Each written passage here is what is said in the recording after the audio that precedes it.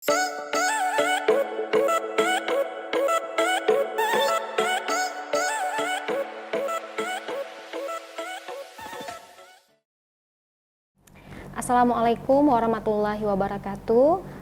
Puji beserta syukur bagi Allah Subhanahu wa Ta'ala yang telah memberikan kita kesehatan, keberkahan sehingga masih dapat melaksanakan kegiatan. Salawat beserta salam tak lupa kita sanjung sajikan kepada baginda Nabi besar Muhammad Sallallahu Alaihi Wasallam yang telah membawa kita dari alam jahiliyah ke alam Islamiyah yang penuh dengan ilmu pengetahuan.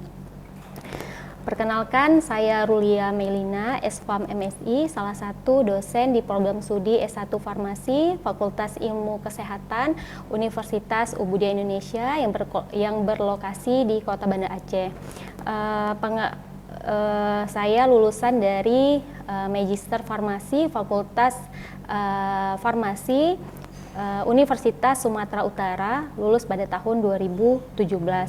Selama menjadi dosen, saya mengampu beberapa mata kuliah yang berkaitan dengan bidang keilmuan saya, yaitu farmakologi dan farmasi klinis. Mata kuliah yang pernah saya ampu yaitu farmakologi dasar, farmakologi 2, farmakologi sistem organ, interaksi obat, farmasi rumah sakit, obat herbal, dan beberapa mata kuliah yang relevan dengan keilmuan saya. Dalam video pembelajaran kali ini, saya akan menyampaikan salah satu mata kuliah yang saya ampu pada semester 2, yaitu farmakologi dasar. Mata kuliah farmakologi dasar ini merupakan mata kuliah wajib dengan bobot SKS 2 SKS. Adapun capaian pembelajaran mata kuliah ini, yang pertama, mahasiswa mampu mengetahui prinsip dasar dari farmakologi, kemudian mengetahui proses dari farmakokinetika, kemudian mampu menjelaskan proses farmakodinamik, kemudian mahasiswa mampu menjelaskan prinsip-prinsip terapi. Selanjutnya mahasiswa mampu menjelaskan tentang farmakologi otonom. Mahasiswa mampu menjelaskan obat pengaktif kolinoseptor dan penghambat kolinesterase. Kemudian mahasiswa mampu menjelaskan obat-obat pengaktif adrenoseptor dan simpatomimetik yang lain. Kemudian mahasiswa mampu menjelaskan tentang serotonin. Kemudian mahasiswa mampu menjelaskan obat-obat pengaktif adrenoseptor dan simpatomimetik. Kemudian mahasiswa mampu menjelaskan hormon-hormon hipotalamik dan hipofisis. Kemudian mahasiswa mampu menjelaskan tentang toksikologi. Dan yang terakhir, mahasiswa mampu menjelaskan respon pasien terhadap obat. Untuk mendukung proses pembelajaran yang saya lakukan di kelas, saya menyusun kontrak perkuliahan, kemudian rencana pembelajaran mahasiswa dalam bentuk RPS, dan rancangan tugas pembelajaran yang akan saya paparkan pada perkuliahan minggu pertama, sehingga mahasiswa mampu mengetahui gambaran pembelajaran yang akan mereka laksanakan selama 1 semester. Kemudian dalam menyusun bahan kajian, saya menggunakan beberapa referensi sebagai sumber perkuliahan yang berasal dari buku-buku referensi dan bahan ajar.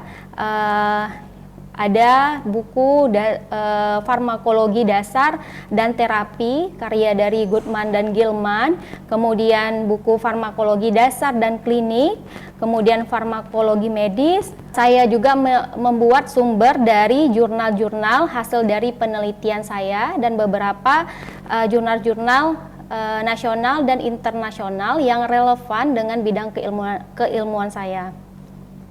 Kemudian adapun bahan kajian untuk mata kuliah ini, yang pertama ada prinsip dasar dari farmakologi, kemudian proses farmakokinetik, proses farmakodinamik, kemudian prinsip-prinsip terapi, pengantar farmakologi otonom, kemudian obat pengaktif kolinoseptor dan penghambat kolinesterase, kemudian obat penyekat kolinesterase, obat-obat pengaktif adenoseptor dan simpatomimetik yang lain, kemudian rimahidrositriptamin atau yang kita kenal dengan serotonin, kemudian hormon-hormon hipotalamik dan hipofisis, tosikologi dan faktor-faktor yang mempengaruhi respon pasien terhadap obat. Prinsip pembelajaran yang saya terapkan yaitu menggunakan prinsip delivery interaction assessment, di mana delivery itu adalah tatap muka yang dilaksanakan di kelas dengan media pembelajaran PowerPoint yang berisi materi-materi ajar yang sudah ditentukan pada RPS yang saya buat atau yang saya susun ya secara runtun dan jelas sehingga mudah dipahami oleh mahasiswa. Kemudian bentuk pembelajaran atau metode pembelajaran yang saya laksanakan adalah metode pembelajaran ekspositorik yang dimulai dengan ceramah, pemberian materi, penyampaian materi kepada mahasiswa, kemudian dilakukan sesi tanya jawab dan diskusi terkait dengan bahan yang sudah disampaikan.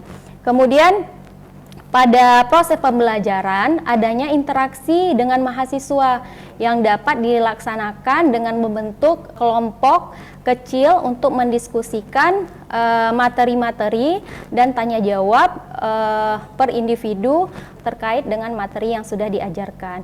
Kemudian yang terakhir adalah asesmen yang dilakukan pada perkuliahan secara objektif yang merupakan akumulasi dari post-test, kemudian pre-test, kemudian tugas yang diberikan, ujian tengah semester, dan ujian akhir semester yang sudah disusun atau yang sudah ditentukan pada rencana pembelajaran semester. Demikian pemaparan yang dapat saya sampaikan terkait proses pembelajaran yang saya laksanakan di kelas. Berikut adalah video pembelajaran saya untuk mata kuliah farmakologi dasar. Terima kasih. Assalamualaikum warahmatullahi wabarakatuh. Waalaikumsalam warahmatullahi wabarakatuh. Selamat siang semuanya. Gimana kabarnya? Baik? Alhamdulillah ya, puji syukur kita panjatkan kehadiran Allah Subhanahu wa taala yang telah memberikan kita nikmat sehat, rahmat, hidayahnya sehingga kita dapat melaksanakan perkuliahan pada hari ini. Salawat berserta salam tak lupa kita sanjung sajikan ke pangkuan Nabi besar Muhammad SAW yang telah membawa kita dari alam jahiliyah ke alam Islamiyah yang penuh dengan ilmu pengetahuan. Sebelum memulai perkuliahan hari ini, hendaknya kita baca basmalah, bismillahirrahmanirrahim, agar perkuliahan kita menjadi berkah dan ilmu yang kalian dapatkan juga bermanfaat di kemudian hari. Oke, baik. Materi hari ini adalah tentang farmakokinetik, ya. Minggu lalu kita sudah belajar tentang farmakologi, ya, apa itu pengertian farmakologi, kemudian sejarah farmakologi, dan ruang lingkup apa saja yang dipelajari terkait dengan farmakologi, ya. Selain itu, Ibu juga sudah memaparkan RPS, ya, apa saja yang kita akan pelajari, apa saja capaian pembelajaran yang akan kalian dapatkan pada satu semester ini untuk farmakologi dasar. Sehingga kalian sudah mengetahui dari pertemuan 1 sampai dengan pertemuan 16 materi-materinya. Jadi Ibu anggap untuk farmakokinetik ini kalian sudah membacanya di rumah, ya. Untuk sebagai evaluasi, Ibu mau bertanya, siapa yang bisa menjawab terkait dengan materi kita minggu lalu tentang farmakologi? Saya, Bu. Oke, Devano, silakan. Baik. Saya Devano Aslam Raffi, ingin menjawab yang pertanyaan dari Ibu, yaitu apa pengertian dari farmakologi. Farmakologi sendiri merupakan ilmu yang mempelajari tentang obat dan cara bagaimana obat tersebut bisa bereaksi dalam tubuh. Ya, mungkin oke. itu. Baik, terima kasih Devano untuk jawabannya. Ya, sama-sama. Nah, jadi dari katanya saja farmakologi ya. Farmakon itu artinya apa? Obat, logi itu adalah ilmu. Jadi singkatnya farmakologi itu adalah ilmu yang mempelajari tentang obat. Apa saja yang kita pelajari dari proses farmakokinetiknya, obat yang sebelum kita minum sampai obat itu ke dalam tubuh dan menghasilkan efek yang kita inginkan, itulah yang akan dibahas pada mata kuliah ini ya, selain dengan materi-materi yang lain. Oke, untuk pertemuan hari ini kita akan membahas tentang farmakokinetik ya. Farmakokinetik ini seperti minggu lalu yang Ibu bahas bahwa farmakokinetik ini merupakan salah satu nih ruang lingkup atau cabang ilmu dari farmakologi. Tujuan pembelajaran hari ini yaitu mahasiswa mampu mengetahui proses farmakokinetik itu apa. Nah, jadi setelah akhir dari mata kuliah ini, kalian itu sudah tahu, sudah paham, oh ternyata proses farmakologi ini seperti ini, ya. Kemudian bahan kajian untuk pertemuan kita minggu kedua ini yaitu definisi farmakokinetik. Kemudian Ibu juga akan menjelaskan bagaimana rute-rute pemberian obat. Kemudian proses farmakokinetik, ada absorpsi obat, kemudian distribusi, metabolisme, dan ekskresi. Nah, inilah bahan kajian yang akan kita bahas pada hari ini. Oke, kita lihat dulu etimologinya. Farmakon tadi artinya obat. Kinesis berartinya movement, bergerak. Jadi farmakokinetik. Nah, ya, berarti singkatnya adalah pergerakan obat. Dari mana dia bergerak? Gitu ya. Obat kita minum ya, misalnya melalui oral. Gimana dia sampai ke dalam tubuh, sampai dia dikeluarkan dari luar tubuh kita? Apakah obat yang kita minum misalnya dalam bentuk tablet keluar dalam bentuk tablet? Tidak ya, ada prosesnya. Jadi dia keluar dalam bentuk aktif ataupun yang tidak aktifnya dari hasil metabolisme. Nah, jadi pengertian farmakokinetik itu adalah cabang ilmu farmakologi yang mempelajari pergerakan. Ya, ingat aja kinetic movement. Nah, ini biasanya anak muda nih, move on, gitu ya. Itulah di artinya bergerak. Jangan bersedih lagi ya. Jadi kinetic movement, bergerak. Jadi artinya pergerakan obat di dalam tubuh kita. Nah, ini ya. Jadi bisa dikatakan juga farmakokinetik tadi, bagaimana nasib obat di dalam tubuh kita, gitu ya. Setelah kita kita minum obat dalam bentuk sirup, tablet, kapsul dan lain sebagainya, gimana sih nasibnya? Ya, gimana cara dia sampai ke dalam tubuh, berjalan melewati semua organ-organ di dalam tubuh kita, sehingga obat yang kita minum insya Allah akan menghasilkan efeknya, ya, dari yang kita sakit menjadi kita sembuh, suhu badan kita naik menjadi turun. Jadi farmakokinetik itu nasib obat di dalam tubuh yang kita pelajari itu apa yang terjadi ya pada obat setelah obat masuk ke dalam tubuh kita. Nah, ya berarti perjalanannya itu ya, misalnya kalian pulang kampung nih, di mana nih kampungnya nih? Ada yang di mana kampungnya? Misalnya di Takengon ya. Perjalanan dari Banda Aceh ke Takengon. Gimana melewati apa rutenya? Berhenti dulu, ya, makan dulu sampai akhirnya tiba ke tempat tujuan. Seperti itulah perjalanannya. Kemudian kita lihat fase perjalanan obat di dalam tubuh itu dimulai dari proses farmasetika. Nah, ya. Farmasetika, gimana? Tablet hancur dulu. Kalau kita minum dalam bentuk obatnya dalam bentuk tablet, hancur dulu, kemudian zat aktifnya lepas, kemudian zat aktifnya terlarut. Setelah zat aktifnya terlarut, barulah masuk ke proses farmakokinetik. Ya, ada atma di sini. A itu adalah absorpsi, D itu distribusi, metabolisme dan ekskresi. Ya, berarti sudah belajar nih di rumah, makanya sudah tahu. Kemudian setelah fase perjalanan obat, jadi obat itu sampai ke tujuannya atau sampai berikat dengan reseptor yang sesuai, maka masuklah ke proses farmakodinamika. Ya, itu yang dilihat efek dari obat. Ya, ada efek terapi yang kita lihat, kemudian efek sampingnya ataupun efek toksin yang dihasilkan jika terjadi kesalahan dari penggunaan obat. Nah, gitu ya. Nah, ini konsep dasar dari farmakologi itu ada dua. ya. Ada farmakokinetik dan farmakodinamik. Jadi perbedaannya, kalau farmakokinetik bagaimana ya obat di dalam tubuh kita. Tapi kalau misalnya farmakodinamik, efek obat terhadap tubuh kita. Jadi ada 3 efek yang tadi ya, efek terapi, efek samping, dan efek toksik. Itu yang terjadi. Ini adalah konsep dasar dari farmakologi, yaitu farmakokinetik versus farmakodinamik. Nah, ini ya. Jadi proses farmakokinetik itu adalah proses ATME tadi, absorpsi, distribusi, metabolisme, atau juga biasa disebut dengan biotransformasi, dan ekskresi, ya, pengeluaran obat dari dalam tubuh. Jadi kalau proses farmakokinetik itu ada proses infaksi, itu artinya masuk ya, ada proses absorpsi dan distribusi. Kemudian kalau eliminasi artinya keluar ya, artinya ada proses metabolisme dan proses ekskresinya gitu. Nanti kita lihat di slide selanjutnya apa proses masing-masing dari ATME ini. Nah, ini adalah rute pemberian obat. Jadi proses farmakokinetik itu juga dipengaruhi dari rute pemberian obat. Ada banyak macam pemberian obat berdasarkan jenis-jenisnya. Jenis obat kan ada banyak ya, ada bentuk tablet, padat, kemudian bentuk sediaan, larutan, dan lain sebagainya. Jadi sesuaikan dengan rute pemberiannya. Nah, ya, ada pemberian oral.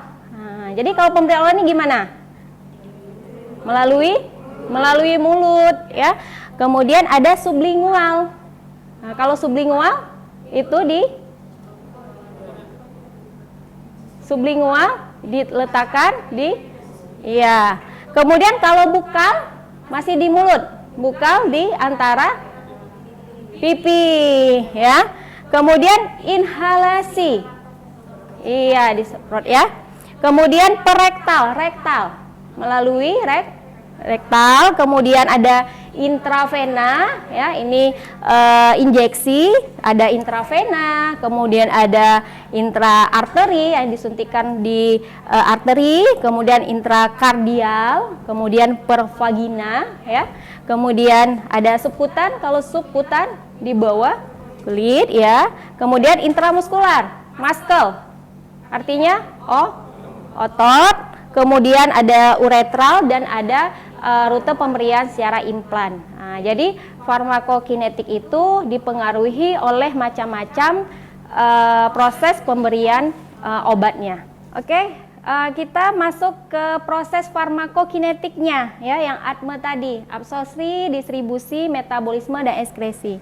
Yang pertama kita lihat proses yang pertama, absorpsi.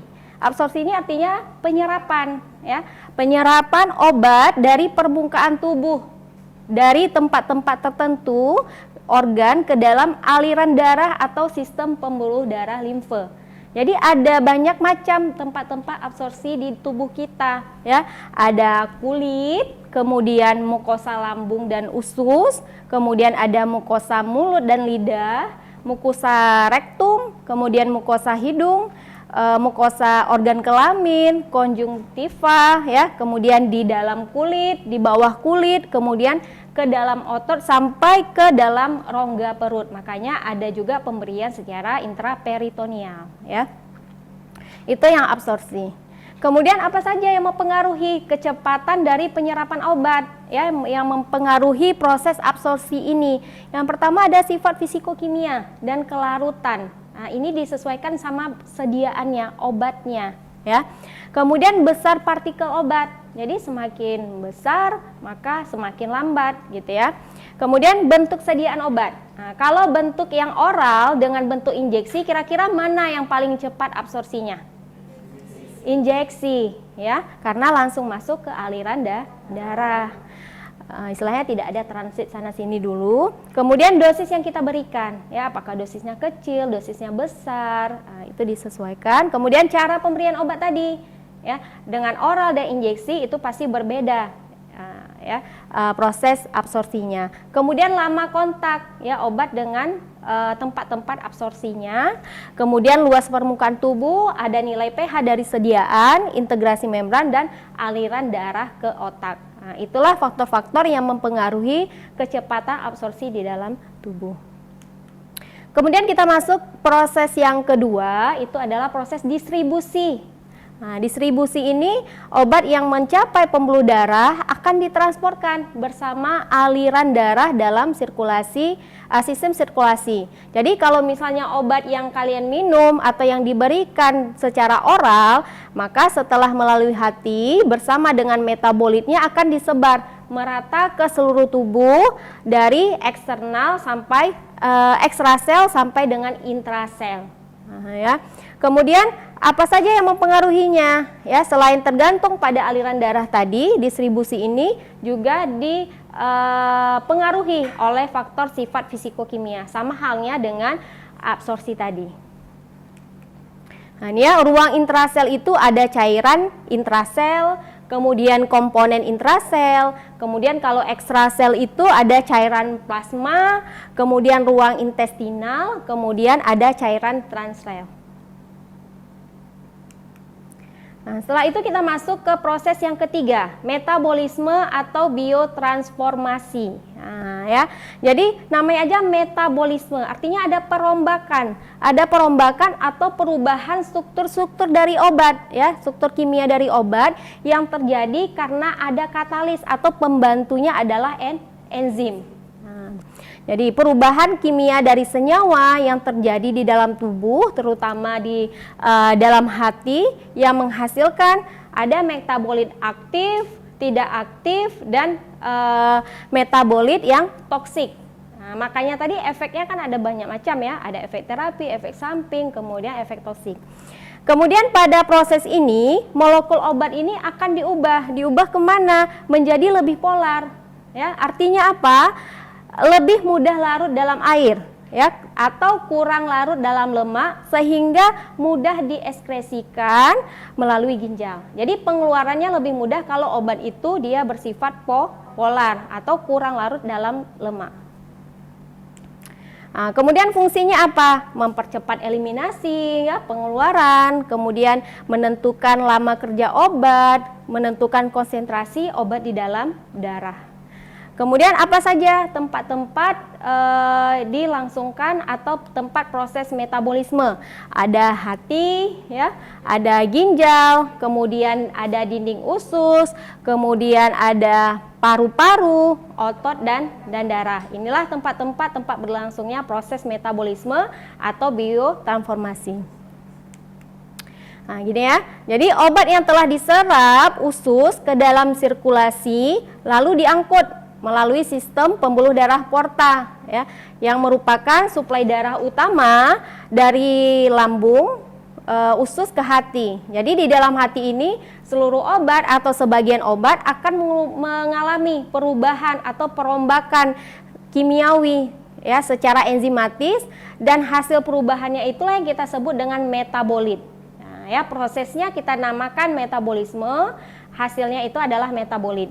Jadi dia bisa menjadi tidak aktif atau kurang aktif, di mana proses aktivasi ini atau bioaktivasi inilah yang kita namakan Verpas effect. Kemudian pengaruh usia.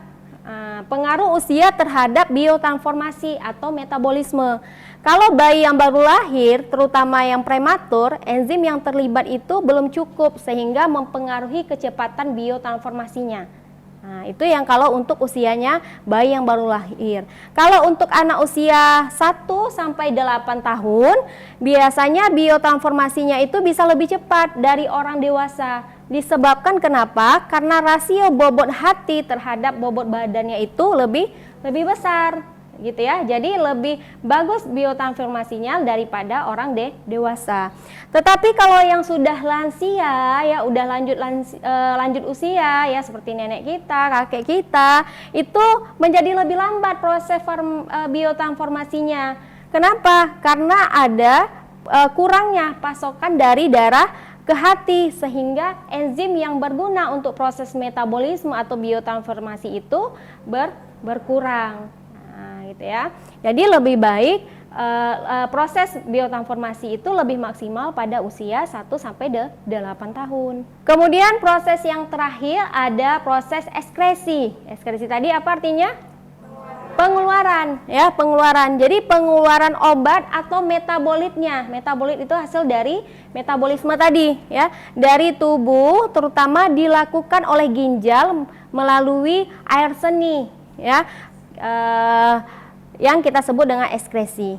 Jadi lazimnya tiap obat diekskresikan berupa metabolitnya, ya, metabolit, dan hanya sebagian kecil saja yang keluar dalam bentuk yang utuh. Jadi ada pula beberapa cara lain, yaitu bisa melalui kulit, ya. Melalui kulit itu bersama apa? Bersama keringat, ya. Kalau melalui paru-paru, melalui kita, ya, pernapasan. Kita bernapas, kemudian melalui hati dengan empedu, ya. Jadi ada banyak macam tempat-tempat pengeluaran atau tempat-tempat ekskresi tadi, ya. Misalnya kalau dari mata itu kita keluar air mata, ya. Kemudian ada dari ASI, ya, dari payudara itu keluarnya ASI. Jadi tergantung tempat pengeluarannya di mana. Kemudian sistem ekskresi ini ada paru-paru, ya, ada kulit, ada ginjal, ada hati, ya, organ mata, kemudian ada payudara, kemudian apa lagi? Selain ini, apa lagi yang kita keluarkan? Urin, ya. Nah, itu adalah tempat sistem ekskresi, tempat-tempat obat yang kita minum tadi, hasil metabolitnya yang tidak aktif ataupun dalam bentuk utuh itu keluar dari dalam tubuh. Oke. Jadi kita sudah membahas tadi proses farmakokinetik, ya. Dari awal kita belajar apa itu pengertian farmakokinetik, kemudian apa saja rute pemberian obat, ya, yang mempengaruhi proses farmakokinetik, mulai dari yang oral, ya, sampai dengan injeksi. Ada banyak macam rute pemberian obat yang sudah kita pelajari. Kemudian proses farmakokinetik yang sudah kita pelajari bagaimana prosesnya, kemudian sistem pengeluarannya, tempat-tempat apa saja, ya, yang dapat berlangsungnya proses farmakokinetik. Nah, gitu. Oke, sebelum Ibu mengakhiri perkuliahan kita, Ibu mau mengevaluasi dulu apakah tujuan pembelajaran kita tercapai. Nah, ini Ibu mau tanya nih. Nah, ini ada yang ngantuk, mungkin ada yang tadi kelupaan mencatat, ya, ada yang melamun mungkin, ya. Jadi Ibu mau tanya dulu nih, siapa yang bisa menjawab pertanyaan Ibu, apa saja proses farmakokinetik? Ya, siapa yang bisa? Oke, Nur Akmadia, silakan. Assalamualaikum warahmatullahi wabarakatuh. Waalaikumsalam warahmatullahi wabarakatuh. Nama saya Nur Akmadia, saya akan menjawab pertanyaan dari Ibu Rulia. Ya. Baik, proses farmakokinetik ada yang pertama ada absorpsi, yang kedua distribusi, yang ketiga metabolisme, dan yang keempat ada ekskresi. Oke, benar ya. Ya, ada 4 ya. Atma, ingat aja Atma. Ya, ada namanya di sini Atma. Atma. Oh ya, oke ya. Jadi itulah materi-materi yang sudah kita sampaikan. Ibu ringkas sedikit bahwa proses farmakokinetik itu adalah absorpsi, distribusi, metabolisme, dan ekskresi. Ya, sehingga ada banyak faktor yang mempengaruhi setiap prosesnya. Oke, kita ketemu lagi minggu depan. Kita ucapkan alhamdulillahirabbil alamin atas kegiatan hari ini berjalan dengan lancar. Mudah-mudahan ilmu yang Ibu berikan bermanfaat untuk kalian. Kita ketemu lagi minggu depan. Kita belajar tentang farmakodinamika. Oke ya. Assalamualaikum warahmatullahi wabarakatuh.